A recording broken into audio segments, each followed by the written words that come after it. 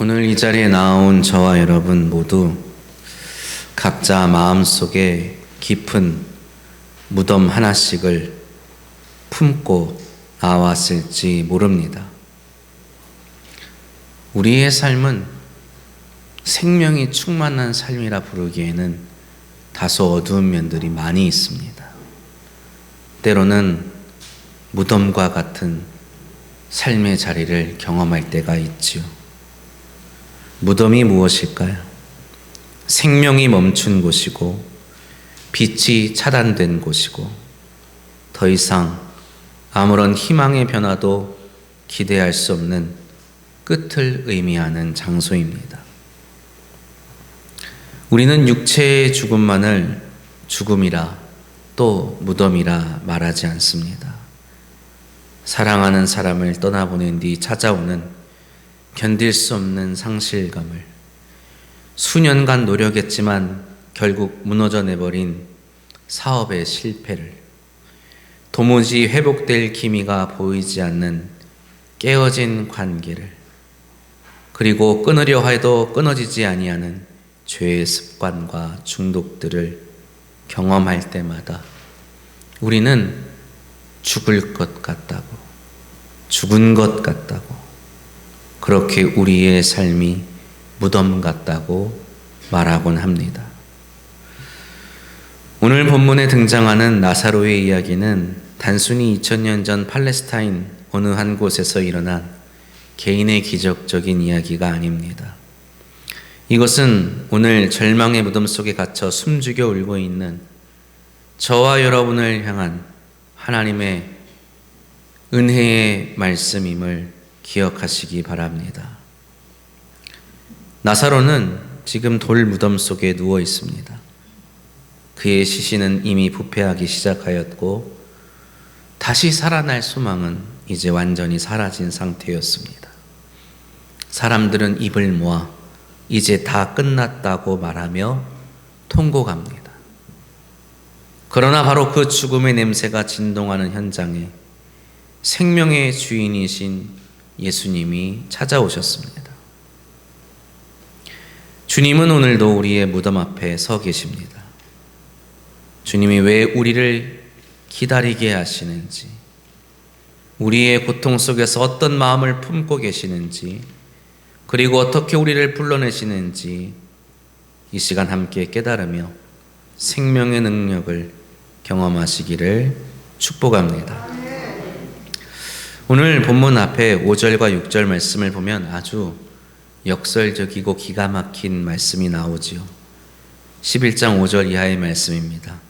예수께서 본래 마르다와 그 동생과 나사로를 사랑하시더니 나사로가 병들었다 함을 들으시고 그 계시던 곳에 이틀을 더 유하시고. 성경은 분명 예수님이 마르다와 동생과 나사로를 사랑하셨다고 말씀하시죠. 그런데 이어지는 말씀이 무엇입니까? 나사로가 병이 들었다 함을 들으시고, 모르는 것도 아니고 들으시고 그 계시던 곳에 이틀을 더 거하셨다는 겁니다. 상식적으로 생각하면 사랑하는 사람이 죽어간다는 소식을 들을 때 모든 일을 제쳐두고 당장 달려가는 것이 맞겠지요. 그러나 예수님은 서두르지 않으셨습니다. 서두르지 않은 것이 아니라 일부러 지체한 것처럼 보이시기까지 합니다. 우리는 여기서 중요한 신앙의 원리 하나를 발견하지요. 주님의 지체하는 것은, 주님께서 지체하시는 것은 결코 주님이 거절하시는 것이 아니라는 겁니다. 우리가 고통 속에서 부르짖을 때 하나님께서 침묵하시는 것처럼 보일 때가 너무나 많습니다. 주님 왜 빨리 응답하지 않으시는가요? 왜 상황이 점점 나빠지게 하십니까? 항변하고 싶을 때가 한둘이 아니지 않습니까? 새벽마다 기도하는 저에게도 새벽마다 이러한 물음이 마음속에서 솟구칠 때가 있습니다. 그러나 주님은 나사로의 병이 죽을 병이 아니라 하나님의 영광을 위한 것이라고 말씀하십니다.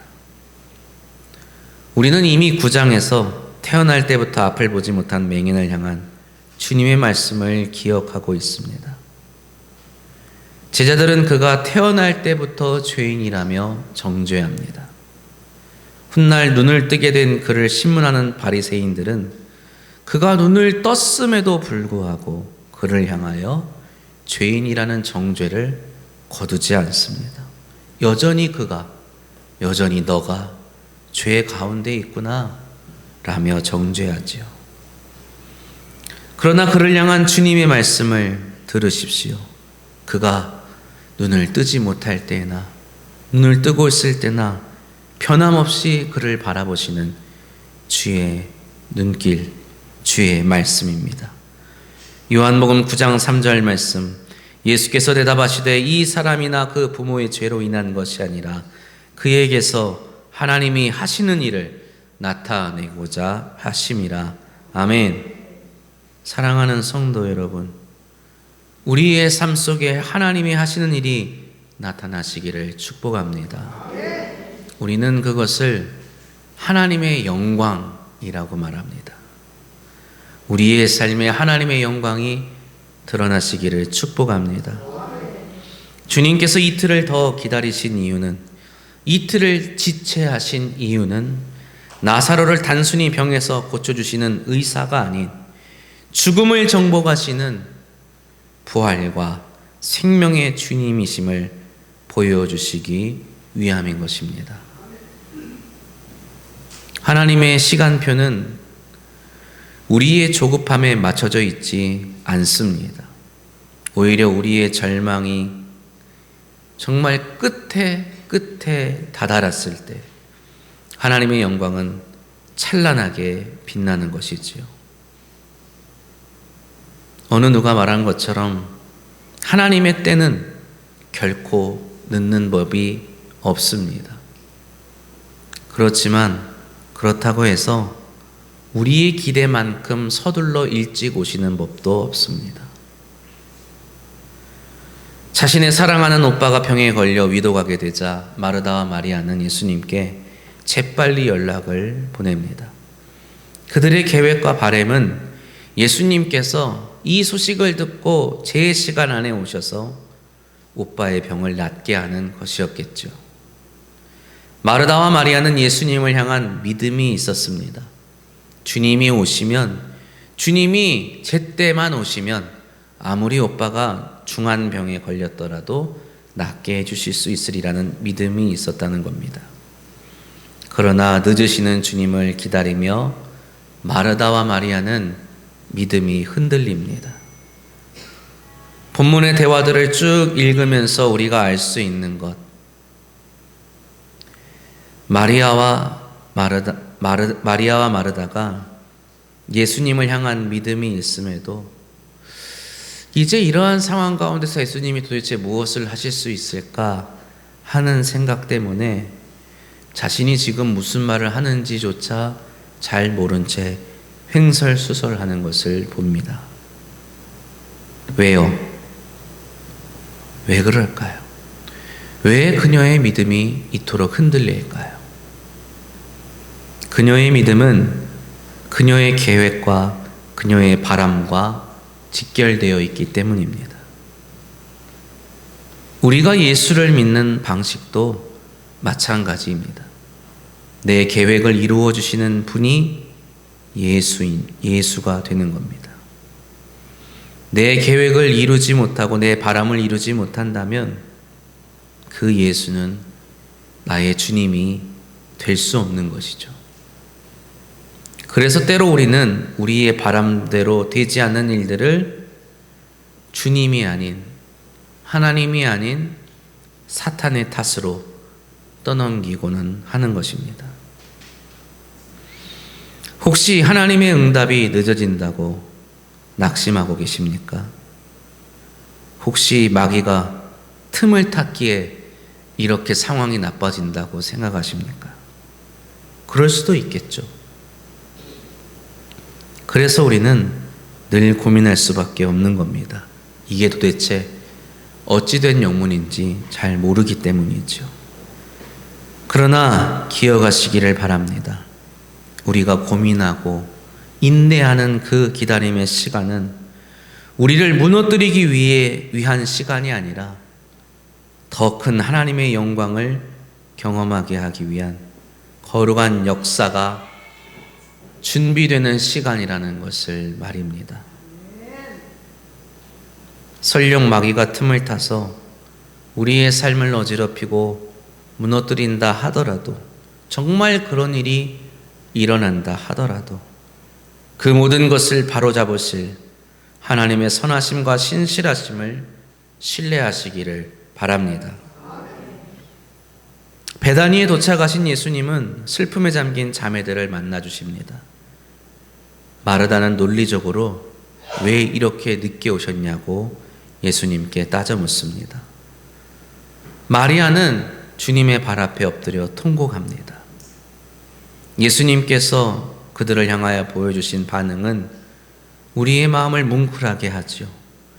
33절 이하의 말씀입니다. 예수께서 그가 우는 것과 또 함께 온 유대인들이 우는 것을 보시고 심령에 비통히 여기시고 불쌍히 여기사 이르시되 그를 어디 두었느냐 이르되 주여 와서 보옵소서 하니 예수께서 눈물을 흘리시더라. 예수님은 눈물을 흘리셨습니다. 그런데 앞에 보면 비통히 여기셨다라는 말씀이 있습니다. 헬라어로 엠브리마오마이라는 하는 단어입니다. 이 단어는 단순히 그냥 슬퍼 우는 것이 아니라 분노가 섞인 슬픔을 의미합니다. 분통이 터진다라는 말과 가깝습니다. 예수님이 무엇 때문에 분노하셨을까요? 예수님이 무엇에 화가 나신 걸까요? 그것은 다름 아닌 하나님께서 창조하신 이 아름다운 인간이 죄로 인하여 죽음의 권세 아래 짓눌려 고통받는 비참한 현실을 향하여 분노하시는 것입니다. 이렇게 죽을 존재가 아닌데, 이렇게 죄와 사망의 권세에 억눌려 있을 존재가 아닌데 주님이 그 모습과 그 현실 앞에서 안타까워하시고 분노하시는 거죠.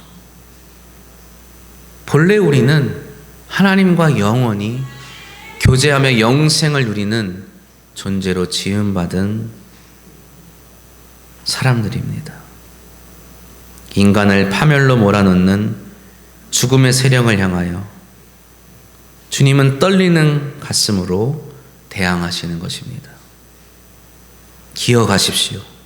하나님은 우리의 고통에 절대로 무관심한 분이 아니십니다. 저 멀리 높은 보좌에 앉아 거룩하고 영광스러운 보좌에 앉으셔서 우리가 눈물 흘리는 것을 그저 이렇게 바라만 보시고 계시는 것이 아니죠. 예수님은 지금 우리의 무덤 곁에서 우리보다 더 크게 울고 계십니다. 우리의 현실을 바라보며 분노하고 계시는 겁니다. 무덤 곁에 서 계신 주님은 소시오패스가 아닙니다. 그냥 너는 그렇구나 바라보시는 분이 아니시죠. 히브리서 기자는 4장 15절 말씀에서 이렇게 말합니다.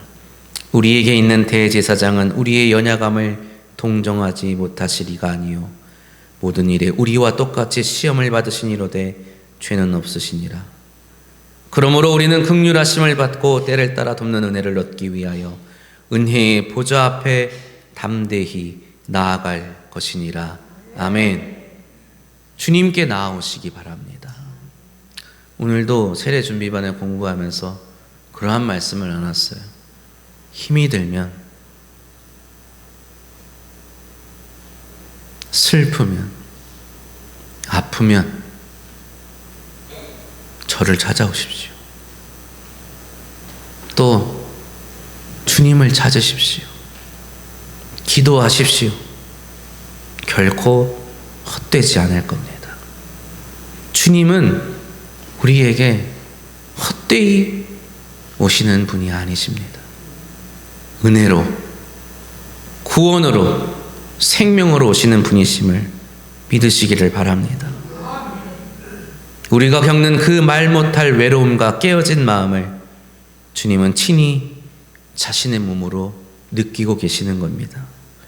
주님의 눈물이야말로 우리의 상처를 닦아내는 가장 큰 위로가 되는 것이고, 주님의 분노가 우리를 가두고 있는 이 죽음의 문을 깨뜨리는 선전포고요 능력이 되는 것입니다.